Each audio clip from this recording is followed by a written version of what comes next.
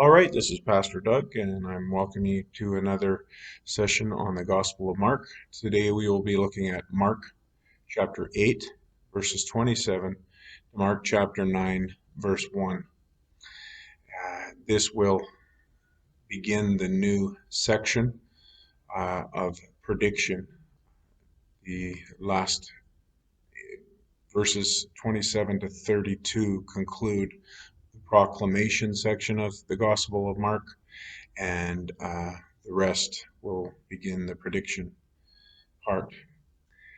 So, Mark chapter 8, verses 22 to 26 is Jesus healing a blind man. And in this particular healing, it is unique to Mark, along with the healing of the deaf mute man.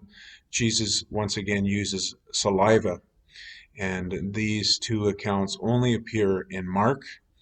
I have a sneaky feeling that this is paralleling the often heard phrase in Mark that comes from the Old Testament saying, those who have ears but do not hear and eyes that do not see. And in this particular account of healing of the blind man, it is a gradual healing. So the blind man first sees things very unclearly, and then when Jesus once again prays for him, he receives his full sight. And I believe that this is also a parallel between the disciples coming to a fuller understanding that Jesus is the Christ. And it certainly serves as a bridge between proclamation and prediction. So let's look at the next section again, Mark 8:27 to 32, Peter's confession of Christ. Now this marks the beginning of the prediction section, and it of course begins with Peter's confession of Christ. This pericope is also found in Luke and Matthew, and Matthew has a lot of extra content in relation to Peter. We won't go into that, but you can look at it. This is where Jesus declares Peter the rock and gives him the keys to the kingdom.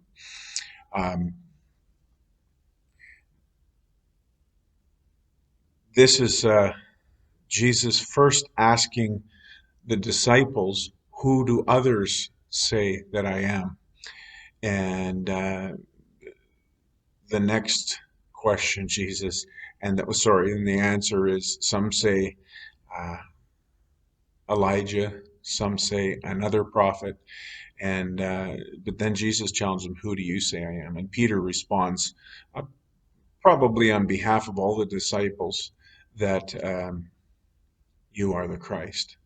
And this marks the point where the disciples first recognize Jesus as Messiah. It is seen as a divine revelation to the disciples, and it marks a real turning point in the focus of the Gospel of Mark.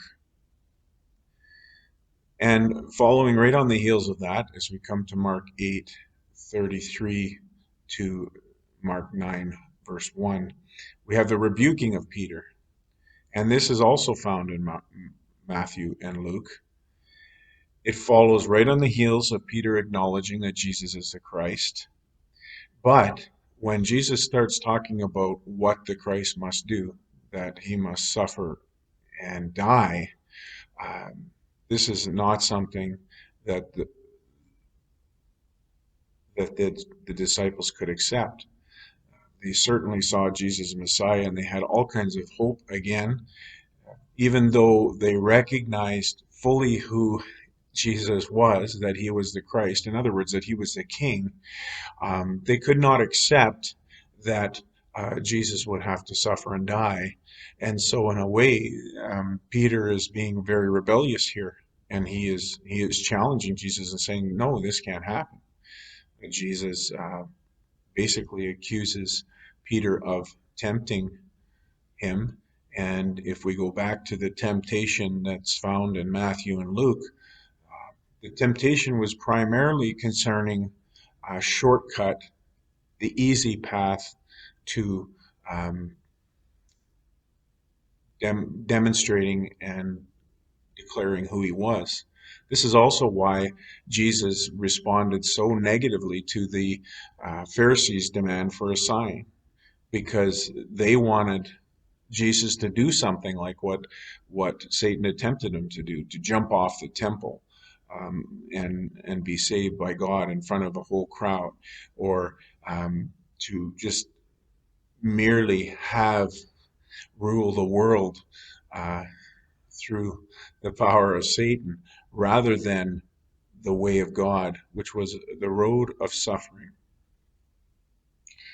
And so at this point, after he rebukes Peter, he brings all of his disciples around. So not just the 12, but others who are following him, the larger crowd of people who are learning from Jesus. And he tells them that if you want to save your life, you need to lose it. And is warning them that each and every one of us must take up our own cross, so that what it means to follow Jesus uh, is not an escape from suffering, but embracing the potential for suffering in order that God's will may be done. And then he makes this comment that if we confess him before others now, he will acknowledge us when he comes with his kingdom. And the final note that he makes in this section, and maybe to encourage the disciples, because this is a hard teaching, he says that some would see his kingdom before they passed away. And while it's traditionally held that this meant that Jesus was expecting his kingdom to come very soon, and I think that there is truth in that. In the more immediate context, it could also very well be relating to the transfiguration that we will discuss next week, that will reveal uh, Christ's place in heaven very clearly. So that's for next week, though.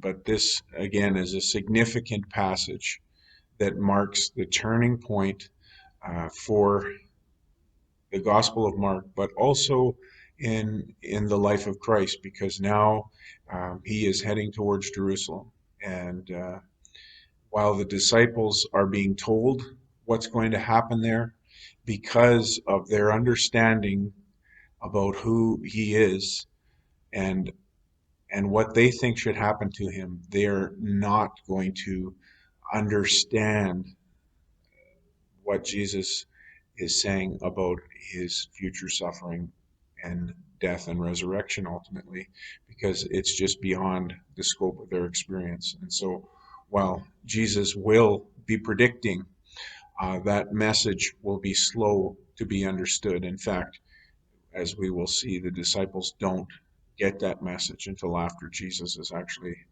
risen from the dead. All right, good to see you once again this week, and take care.